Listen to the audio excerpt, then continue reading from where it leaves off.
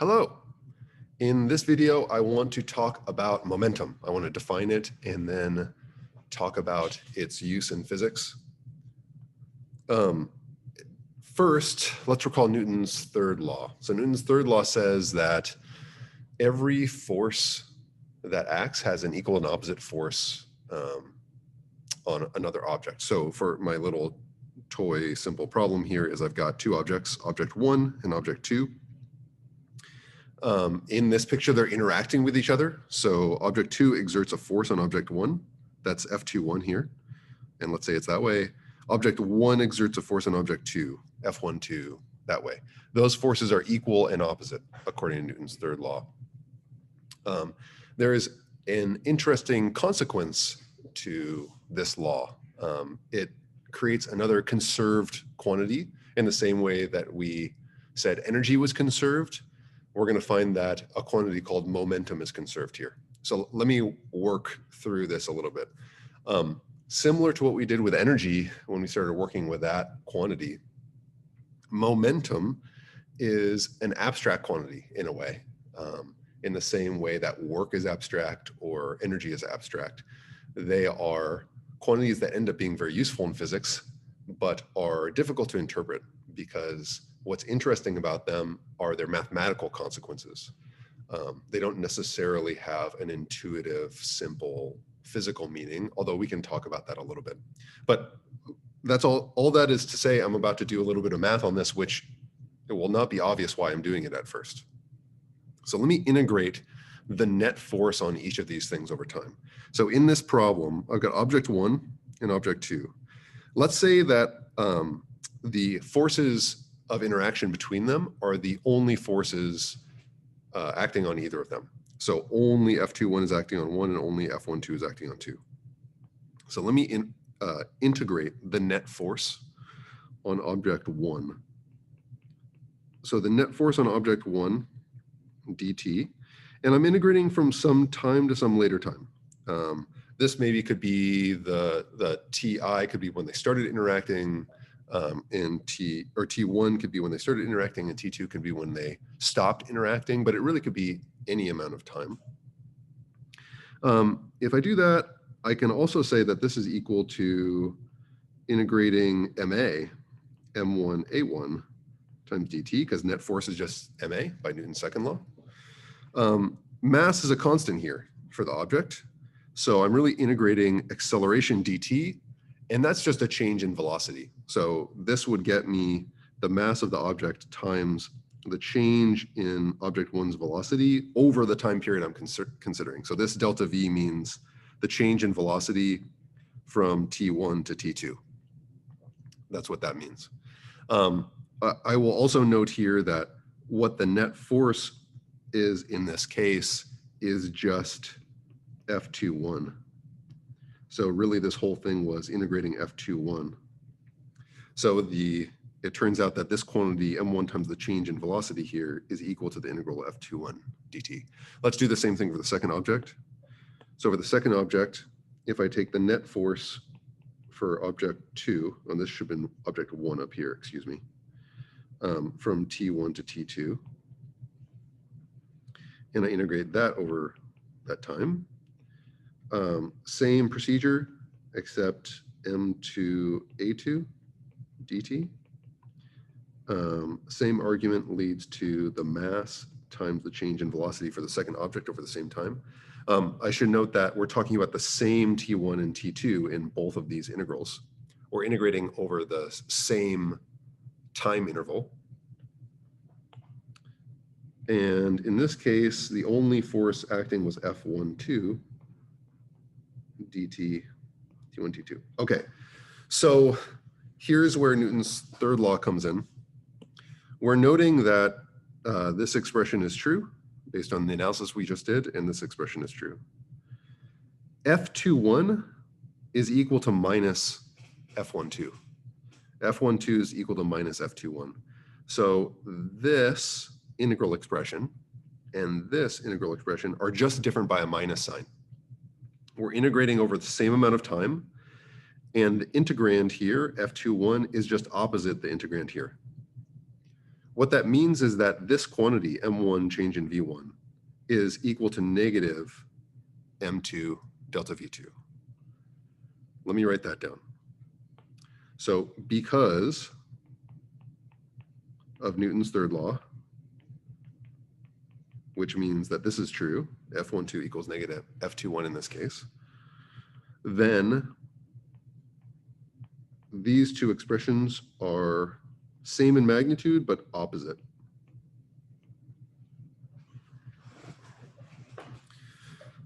I can write this another way. I can say that if I add up m1 delta v1 and m2 delta v2, that's equal to 0. And notice that even though I was dealing with the same amount of time in both these integrals, that's an important feature, the time that I started and the time that I ended didn't really matter. So as long as the only forces acting on these objects are Newton's third law pairs, so there are forces that act between the objects and both objects are in the system, this will always be true. So let me define momentum now. So momentum we're going to define as mv. So the mass of an object times its velocity. That's the momentum of an object. This is momentum. Why is momentum p? I don't know. Probably because m was taken for mass. So p is momentum here. It's a vector quantity, points in the same direction as the velocity. And so this expression that we just wrote down here is really the momentum, the change in the momentum of object 1 plus the change in the momentum for object 2 is equal to 0. This is to say that momentum is conserved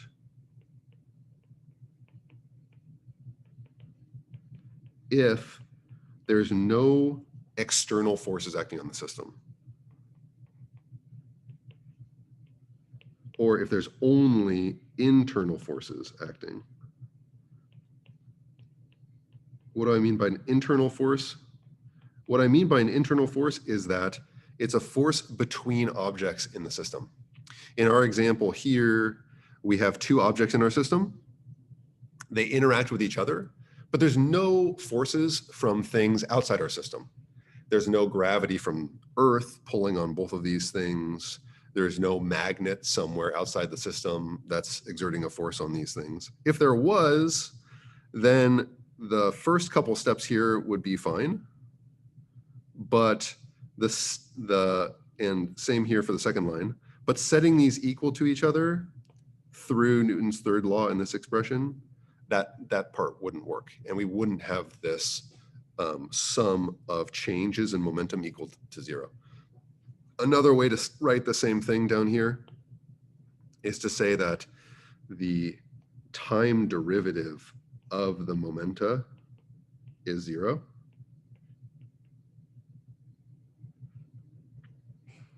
So that is, if I add up P1 and P2, take their time derivative, I always get 0. That's another way of saying this. Okay. And in fact, Newton's second law is often written kind of in this form. So if you notice, if I take dp dt, ddt of mv, I end up getting ma.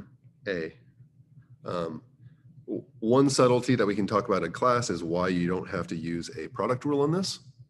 And I won't go into that here, but we can talk about it in class or during office hours if you're interested. So notice that this is just Newton's second law. This is equal to net force. So Newton's second law is often written net force is equal to dp dt.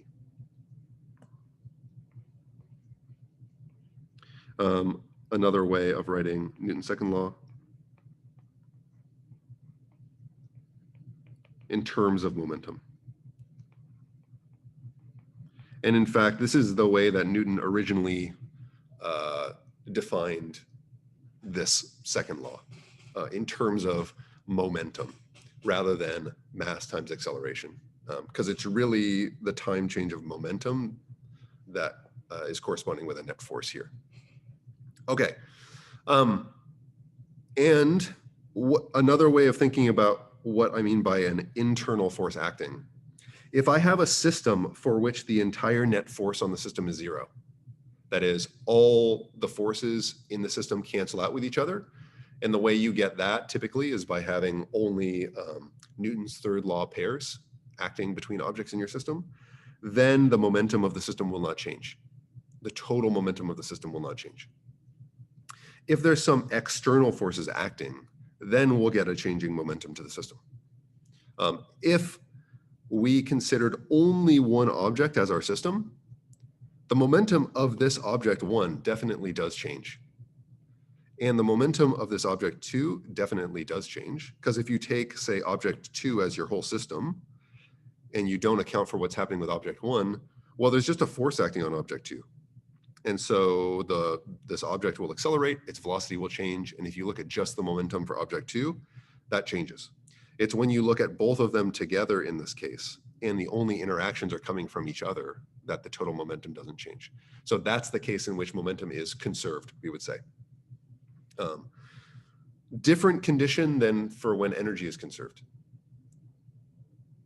Okay, so I want to give you a couple examples of problems that you can approach using conservation of momentum and a little bit of terminology. So let me load that up here. Give me 1 second to get that. All right, so there's two particular kinds of interactions I wanted to mention. Often you'll hear these, and the book will refer to these as collisions, but what we really mean is interaction. So anytime two objects are exerting force on each other, that doesn't mean that they have to be touching each other, just that they're interacting with each other through Newton's third law of paired forces. One particular kind of collision here, or interaction, is called an elastic collision. In an elastic collision, momentum's conserved because we're only considering, so for example, here I've got a mass with a spring on one side, and I'll explain why I drew it that way in a sec, with another mass. So these things are sliding on some frictionless surface. They're going horizontal, so we're not really, gravity isn't affecting the motion here. So the only forces that are going to determine their horizontal motion and the way that their motion changes are the interaction forces between them when they strike each other. So M1 will get pushed this way by, M2 will get pushed this way by M1 and vice versa for M1. In an elastic collision, energy is conserved too, in addition to momentum. And so what it means for energy to be conserved, or I should say kinetic energy or mechanical energy, maybe I should write that, mechanical energy is conserved too. So the condition we have to meet for that to be true is that only conservative forces act in your system. So that's why I have this spring here, because we know a spring force is a conservative force. When these masses interact with each other, it'll be mediated through this spring, and we know that that's a conservative force. So these masses will be interacting with each other, the momentum of the system will be conserved, and the kinetic energy of the system will be conserved. There's no changes in potential energy if we look before and after the collision. So if I look before the collision, it kind of looks like this. So I've got M1 coming in with some speed, some velocity horizontally to the right. And in this problem, I've got M2 just kind of sitting here. Afterwards, we're going to have something different. Both blocks could in principle be moving now. We don't really know exactly how they'll be moving. So I've got M1. Maybe it's still going this way, but it's got, some smaller velocity, perhaps. Oops, not M2 final, M1 final. And then M2 now, after the collision, has bounced off the spring and is now going this way with some final velocity. So this is before collision. And then after the collisions happened. So this is after kind of all the action has happened, and we know there's no more forces acting. We could ask a question like, how fast are these blocks going after the collision, or what's their velocity after the collision? The way to do that is to set up a system of equations. So the system of equations you generate by using conservation of momentum and conservation of energy. So conservation of momentum in this case would look something like this. It would say that before the collision, the total momentum of the system is equal to the mass of block 1 times its velocity, plus the mass of block 2 times its velocity, but that's 0. So I'll leave that term out. That initial momentum is equal to the momentum after the collision, the total momentum of the system. So that's m1 v1 final, so some different velocity, plus m2 v2 final. This is a statement of conservation of momentum. The sum of all the masses times the velocities before is equal to the sum of the masses times the velocities afterwards.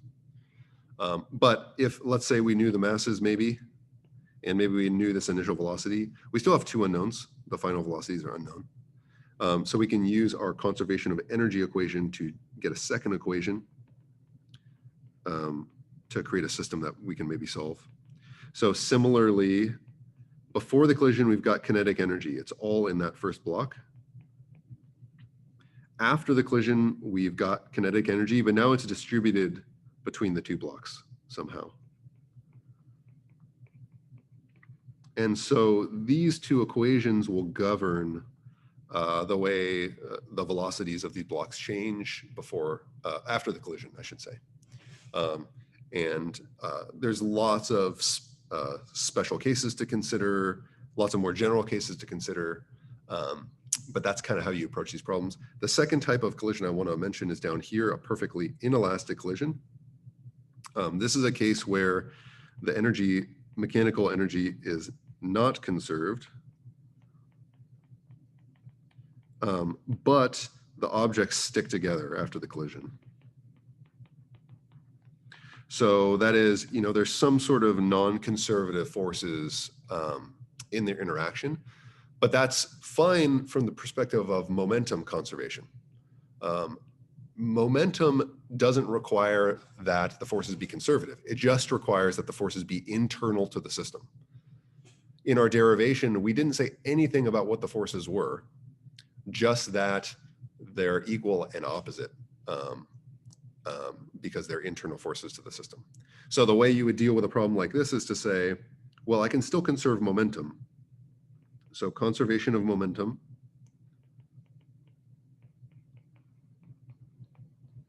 And look at the momentum before and after the collision. So let's draw a picture. Oops, I wanted to draw my picture right here. Let me move this down here.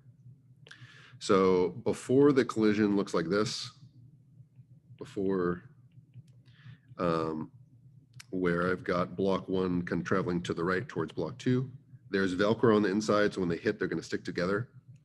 And then after the collision, they'll stick together and kind of travel off together. So they're now stuck, Velcroed together, M1, M2, and they have some common shared velocity because they're moving together. I'll call that V final.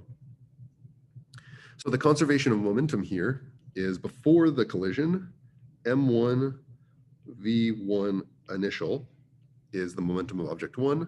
There is no momentum for object 2 because it's still at the beginning. And then that's equal to the total momentum at the end. I've got M1 VF as the momentum of M1 and M2 VF as the momentum of object 2. I can write that this way, M1 plus M2 times VF.